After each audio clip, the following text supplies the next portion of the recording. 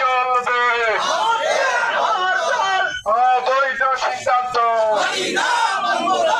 অবৈধ সিদ্ধান্ত।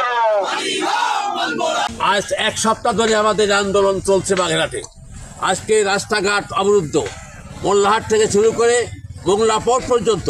আর স্পষ্ট বলতে চাই, স্মৃতি সাহেব যে সিদ্ধান্ত দিয়েছেন, এই সিদ্ধান্ত আমরা মানি না, ঐক্যজোট মানে না, সংগ্রাম পরিষদ মানে না, বাগেরহাটবাসী মানে না।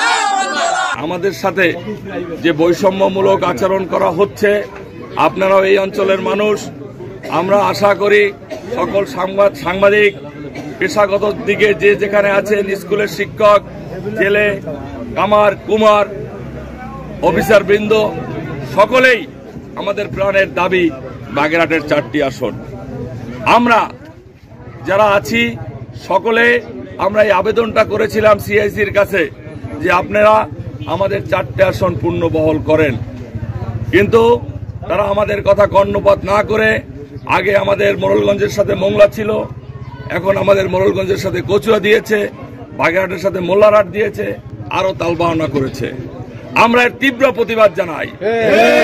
আমরা খানজানাল ব্রিজ জড়িত এই বাগেরহাটের মানুষ, আমাদের এখানে কোনো ব্যক্তিগত দলের বা একটি দলের কোনো আন্দোলন নয়, এটি সমষ্টিগত, এই সর্বদলীয়, এই মা মাটি মানুষের, আমার মায়ের, আমার বোনের, আমার চাচির, আমার ভাইয়ের, আমার চাচার, আমার বাবার, সকলের অস্তিত্ব এর মধ্যে জড়িত।